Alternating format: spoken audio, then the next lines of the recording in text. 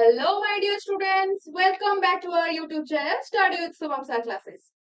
So, आज हमें plus two second year compulsory English पढ़िबा कंपलसरी इंग्लिश रो हमें पोएम रो फर्स्ट चैप्टर पढ़िबा जहार ना होची डैफोडिल्स जहार ना होची डैफोडिल्स लेखि छंदी किए पोएट किए विलियम वर्ड्सवर्थ के लिखि छंदी विलियम वर्ड्सवर्थ प्रथमे बुझिबा डैफोडिल्स तमे एठी किछ ओडे पिक्चर देखि पारुथबो एठी एई गोटे फ्लावर रो पिक्चर देखि पारुथबो एई पिक्चर होची डैफोडिल्स ए बेल शेप्ड फ्लावर गोटे घंटी सदृश फूल जी की फुटे केबे ब्लूम्स इन अर्ली स्प्रिंग बसंत ऋतु जेतेबेले आरंभ हुए सेतेबेले फुटी थाए कोठी फुटी थाए बिसाइड्स द लेक ताले हृदर पाखा पाखरे ए फूलटी फुटी थाए केतेबेले आद्य बसंत रे केबे फुटी थाए आद्य बसंत रे कवि होचिनी हमर किए विलियम वर्ड्सवर्थ एबे चलो जानिबा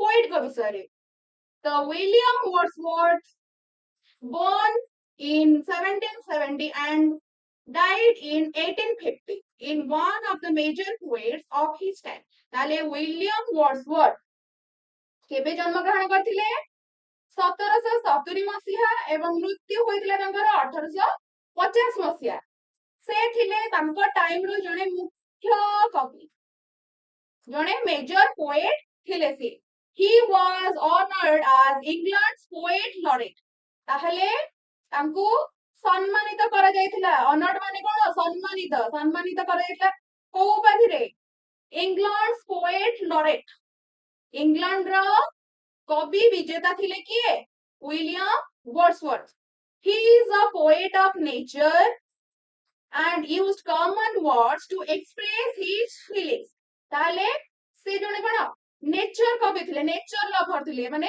नेचर विषय प्रकृति विषय रे कविता लेखुथिले एवं से तांको फीलिंग्स को एक्सप्रेस करबा पई निजर मनर कथा को एक्सप्रेस करबा पई सिंपल वर्ड सब यूज करथिले कॉमन वर्ड सब यूज करूथिले ठीक अछि देखिबा एबे कविता रे कवि कोन कहि छथि nature is full of beauty and it often gives us peace and happiness. In the poem Daffodils, the poet describes how he felt when he saw a large group of beautiful daffodil flowers dancing in the bridge near a lake. The memory of this lovely sight later brings him great happiness. ताहले कवि एठी कोन कहिसंदी nature is full of beauty. प्रकृति हेउची सुंदरता रे परिपूर्ण and it often gives us peace and happiness. ताले ये हमको कौन प्रदान करे शांति एवं खुशी प्रदान करे इन द पोएम डैफोडिल्स ताले डैफोडिल्स पोएम रे कवि कौन डिस्क्राइब करछंदी कि हाउ ही फेल्ट से किभଳି अनुभव करନ୍ତି फेल्ट माने कोन अनुभव करिबा से किभଳି अनुभव करନ୍ତି जेतेबेले कोन से देखिले a large group of beautiful daffodil flowers ताले गोटे large group of सुंदर डैफोडिल्स फूल जेतेबेले कोन करूथिले डांसिंग इज द ब्रिज माने कोन पवन पवन रे जेतेबेले से माने नाचुथिले नियर ए लेक गोटे ह्रद पाखरी सेतेबेले तांकु केमिति अनुभव होइथिला से कथा से कोन ए कविता रे डिस्क्राइब करिसथि एंड देन कोन हेची the memory of this lovely sight ए जो सुंदर दृश्य रहिला ए सुंदर दृश्य परे तांकु किभଳି फ्यूचर रे किभଳି तांकु कोन गोटे खुशी आनी देछि से विषय से कविता रे वर्णना करिछथि ताले बे चलो जिबा हमरो फर्स्ट स्टैंजा तो फर्स्ट स्टैंजा मु अबे रीड करूची ठीक अछि I wandered lonely as a cloud that floats on high over vales and hills when all at once I saw a crowd a host of golden daffodils beside the lake beneath the trees fluttering and dancing in the bridge তাহলে বুঝিবা I wondered I এটি কিয়ে I হচ্ছন্তি কবি poet নিজে William Wordsworth से कहिसंदी I wandered means moving from place to place without any particular aim माने उद्देश्यहीन भाव विचरण करबा। वॉन्डर्ड मीन्स कौन? उद्देश्यहीन भावे विचरण करबा।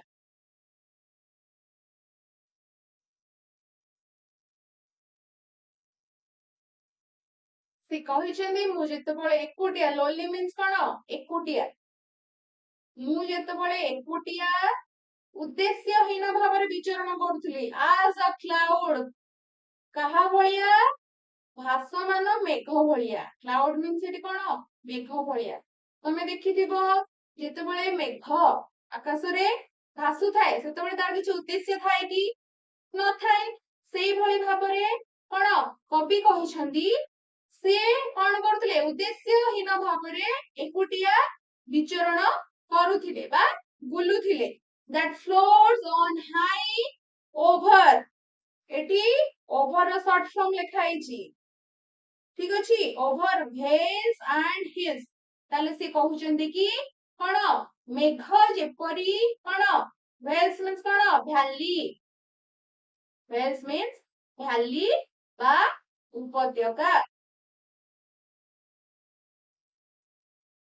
मेघ जेपरी भैली एवं कौन हिल्स पर्वत पर्वत उपरे विचरण करिथाए भासी बुलुथाए सेही भली भाबरे मु उद्देश्यहीन भाबरे एकुटिया बुलुथिली।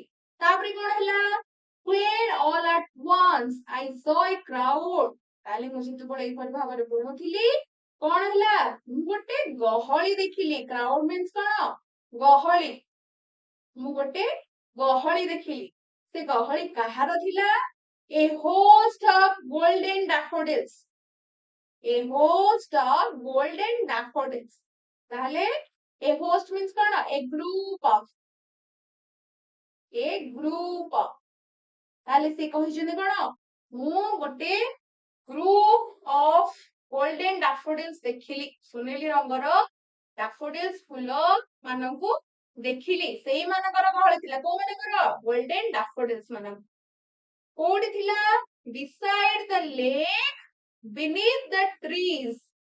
ताले कोडी थिला? लेक पाखरे। लेक मीन्स कौन? हृद। Lake means हृद। हृद पाखरे एवं कौन? beneath the trees गछ मानकर तळे। एटी देखि पारुथबो गछ अछि, हृद अछि। ए तळे कोन अछि? डैफोडिल्स फूल माने फुटी छथि। सेई मानकर गहळी अछि। ताले कवि कहउचंदी एठी मु हृद पाखरे एवं गछ तळे जो ग्रुप ऑफ गोल्डन डैफोडिल्स थिले सेई मानकर गहळी देखिबाकू पाइली। केतेबेले देखिले? जेतेबेले से उद्देश्यहीन भाबरे एकुटिया बुलुथिले मेघ परी। से माने कोन करुथिले? को माने? डैफोडिल्स माने fluttering and dancing in the breeze. कोन करुथिले? से माने झुलुथिले। फ्लटरिंग मीन्स कोन? झुलिबा। एवं नाचुथिले। कोउथिरे? पवनरे। पवनरे से माने झुलुथिले एवं नाचुथिले। एबे जिबा हमर next stanza. Stanza number 2। Continuous as the stars that shine and twinkle on the Milky Way, they stretched in never-ending line along the margin of a bay. 10,000 saw I at a glance, tossing their heads in sprightly dance। ताले से कौन कहउचंदी? Continuous. Continuous माने कोन? निरंतर। Continuous means निरंतर। The stars that shine आकाशरे देखिथिबो तारा माने निरंतर भाबरे रात्रि आकाशरे तारा माने कोन करंती? निरंतर भाबरे दपदप करथांदी। and twinkle on the milky way। twinkle माने कोन? दपदप करबा। ठीक अछि। मिल्की वे जानिथिबो मिल्की वे होची हमर होम गैलेक्सी। आकु आर ओडिया मीनिंग होची आकाश गंगा। कोन? आकाश Ganga.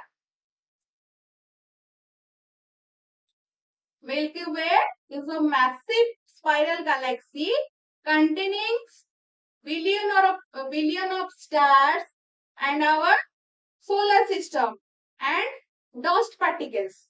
That's why it that's why it glowing in the night sky. ବୁଝିପାରିଲ ଏଇ ମିଲ୍କି ୱେ ଗାଲାକ୍ସି ଆକାଶ ଗଙ୍ଗାରେ ଥିବା ତାରାମଣ୍ଡଳ ଷ୍ଟାର୍ସ ମାନେ କଣ ତାରାମଣ୍ଡଳ ଯେପରି ନିରନ୍ତର ଭାବରେ ଦପଦପ କରୁଥାନ୍ତି ଚମକୁଥାନ୍ତି ସେଇଭଳି ଭାବରେ ସିଏ ଡାଫୋଡିଲ୍ସ କୁ ତୁଳନା କରିଛନ୍ତି ସେଇଭଳି ଭାବରେ ଡାଫୋଡିଲ୍ସ ମଧ୍ୟ କଣ କରୁଥାଏ ଚମକୁଥାଏ ଏଠି ଦେଖିପାରୁଥିବ ଏ ତାରାମଣ୍ଡଳ କେମିତି ଦପଦପ କରୁଛି ତା ତଳେ ଡାଫୋଡିଲ୍ସ ର କଣ ଅଛି ଡାଫୋଡିଲ୍ସ ଫ୍ଲାୱାର ମାନେ ଅଛନ୍ତି କେତେ ସୁନ୍ଦର ଦେଖାଯାଉଛି କହିଲ then they strays in never ending line along the margin of a bay ତାହେଲେ କବି କହୁଛନ୍ତି they ଏଠି କିଏ ଡାଫୋଡିଲ୍ସ କବି କହୁଛନ୍ତି ଏ ଡାଫୋଡିଲ୍ସ ମାନେ ଗୋଟେ ଅସମାପ୍ତ ଲାଇନ ରେ ପ୍ରସାରିତ ହୋଇ ଅଛନ୍ତି ସ୍ଟ୍ରେଚ୍ ମିନ୍ସ କଣ ପ୍ରସାରିତ ହେବା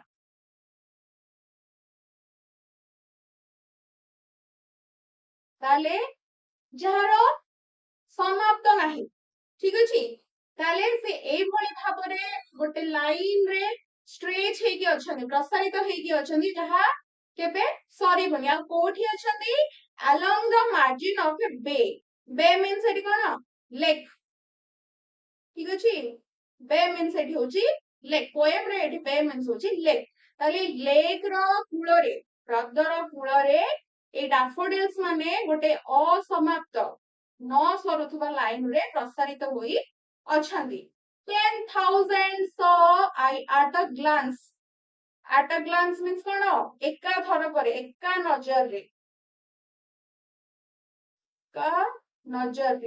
ହେଲା ସେ ଯେତେବେଳେ ଦେଖିଲେ ତାହେଲେ ଏକା ନଜରରେ ସେ କେତେ ଡାଫୋଡିଲ୍ସ ଦେଖିଲେ 10,000 10,000 ଡାଫୋଡିଲ୍ସ ସେ ଏକା ନଜରରେ ବା ଏକା ଦୃଷ୍ଟିଗୋଚର ହୋଇଥିଲା ତାଙ୍କର tossing their heads in sprightly dance sprightly means କଣ tossing ମାନେ କଣ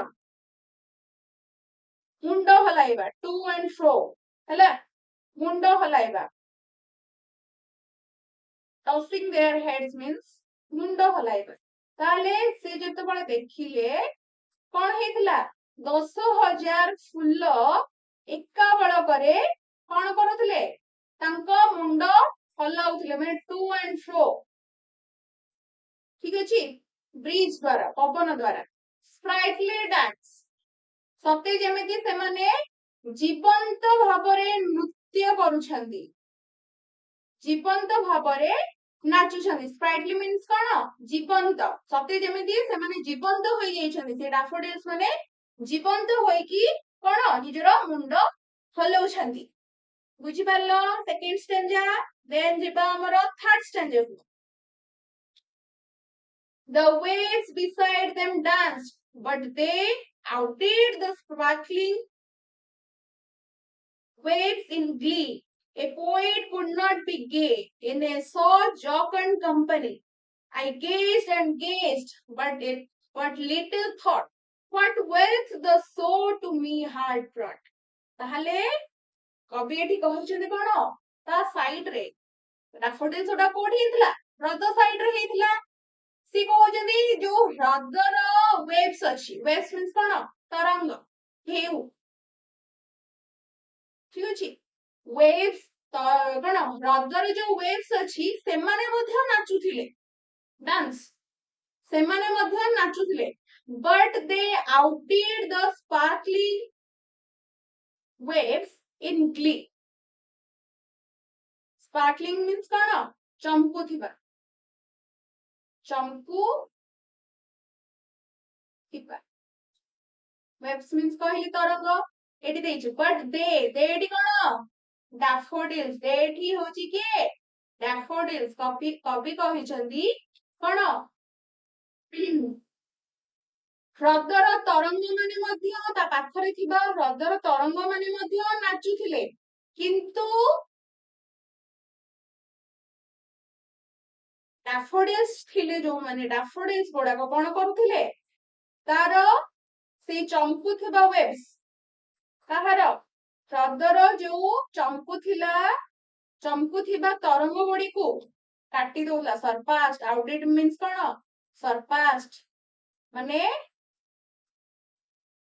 ताकू मध्य अकामी कर दउथला केउथिरे ग्ली मींस उल्लास सहित कोन ग्ली मींस उल्लास ठीक अछि उल्लास जॉय ग्ली मींस जॉय ताले सेई ह्रदर जो तरंग थिला से माने मध्य नाचुथिले किंतु डैफोडिल्स कोन करले ताकू सरपास कर दउथले से जो तार चंपू थिबा वेव्स को मध्य काटी दउथले अकामी करि दउथले उल्लास सहित बुझ पालो a poet could not be gay in a such jocund company jocund means कोन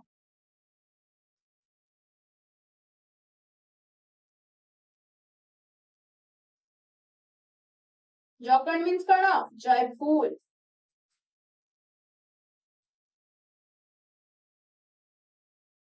कवि कहउचंदी ए भलिया गुटे जॉयफुल कंपनी पाई कंपनी मींस बुझ पारथबो साथी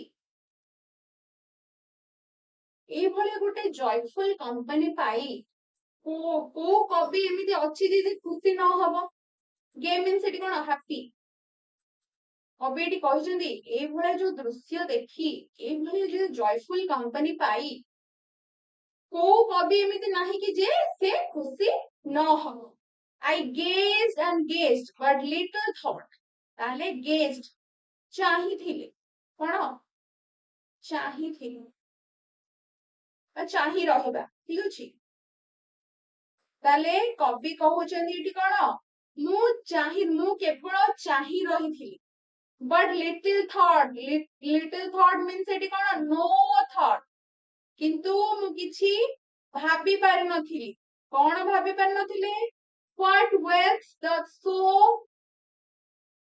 टू मी हार्ड ब्रॉट ताले वेल्थ मीन्स एटी कोन धन बा संपत्ति जानिथिबो ताले कवि कहउचंदी मु एठी केवल चाहि रहिथिली किछि भावना मो मनरे नथिला मु किछि भाबी पारु नथिली कि ए जो शो अछि ए जो दृश्य मते कोन बा धन संपत्ति आनी दबो सेटा एटी धन संपत्ति आनी दबो जो कहिछंदी कवि सेटा धन संपत्ति को कहा सहित तुलना करछंदी ताको खुशी सहित ताको शांति सहित तुलना करिछंदी कवि धन संपत्ति को एटी कवि कहा सहित तुलना करछंदी ताको हैप्पीनेस सहित से कहिबाको चाहिछंदी कि मते फ्यूचर रे ए जो दृश्य अछि कि हैप्पीनेस आनी दबो केते खुशी आनी दबो केते शांति आनी दबो सेटा मु भाबी पारु नथिली मु केवल चाहि रहिथिली बुझि पालो next stanza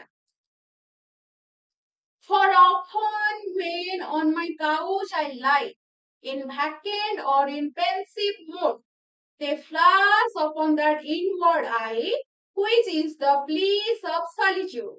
And then my heart with pleasure fills and dances with the daffodils. তাহলে কপি কହୁଛନ୍ତି for often এটি often ର ବି short form লেখা ହେଇଛି often means କଣ many time ବା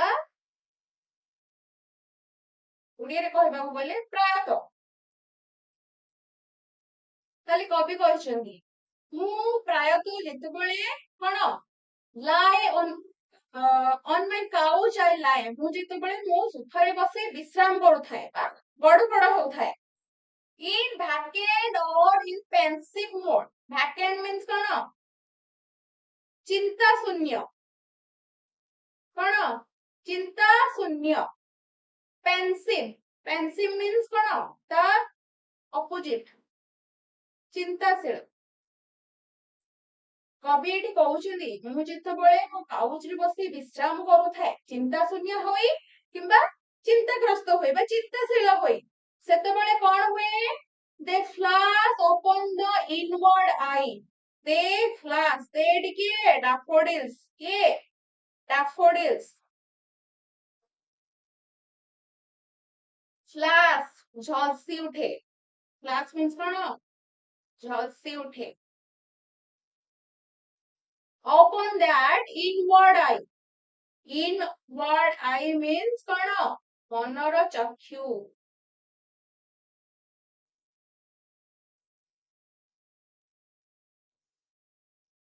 ठीक अच्छी ताले से कहिसंती मु जेतबळे कौन बेले बेले कौन करे मो काउच रे मु बसिकी विश्राम करूଥାଏ चिंताग्रस्त होई किंबा चिंताशील अवस्था रे हो सेतबळे कौन एई जो डैफोडिल्स माने मोर मनर चक्षुरे कौन झलसी उठांती से फ्लाश अपॉन दैट इनवर्ड आई माने मो कौन मो भावना रे मो कल्पना रे से माने पळै आसंती को माने डैफोडिल्स माने which is the bliss of solitude bliss means कौन perfect happiness bliss means कौन perfect happiness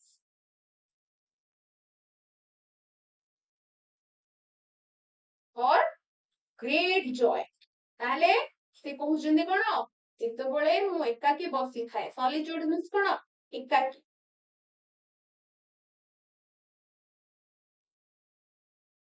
ताले से कहउजंदी डैफोडिल्स रो कथा मोर सेतबळे मने पड़े मु मो कल्पना रे पळे आसे डैफोडिल्स माने से जो सुंदर भाबरे कोन करूतिले जीवंत भଳି मुंड हलौथिले से जो दृश्य थिला से दृश्य तांकर केतबळे मनरे आसे जेतबळे से विश्राम करूथांदी चिंता शून्य अवस्था रे हो किंबा चिंताशील अवस्था रे हो सेतबळे से कोन सेई दृश्य तांको मनरे झलसी उठे जोटा की कौन गोटे परफेक्ट हैप्पीनेस तांको एकाकीपणर सॉलिट्यूड मींस कौन एकाकीता बा एकाकीपणर गोटे perfect happiness and then my heart with pleasure fills ताले तांको हृदय कौन हुए आनंद रे भरी जाए प्लीजर्स मींस कौन जॉय बा आनंद हैला ताले से कहउचंदी कौन सेतबळे कौन हुए तांको मन आनंद रे भरी जाए and dances with the daffodils and से कौन करंती डैफोडिल्स सेमते डांस करथला से सेमती नाचिबाकू लागंती बुझी परलो एटा थिला कोन हमरो पोएम तो एबे देखिबा हमरो समरी कोन तुम बुझिलो ए पोएम पोएट कोन कहबाकू चाहिछन ताले पोएट कहबाकू चाहिछंती कोन the poet was wandering alone in nature when he suddenly saw a large group of golden daffodils flowers beside a lake under the trees. The flowers were moving and dancing in the breeze and looked endless like the stars in the sky. The beautiful sight filled the poet with great joy.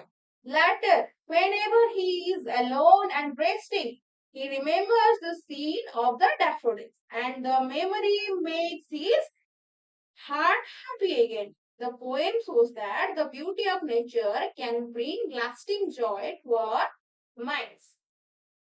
तो बुझी पारिलो कौन थिला poem कविटी कौन कहबाकू चाहिछंती आज एतिकी जय जगन्नाथ बुझी पारिले like share and subscribe कर दबो।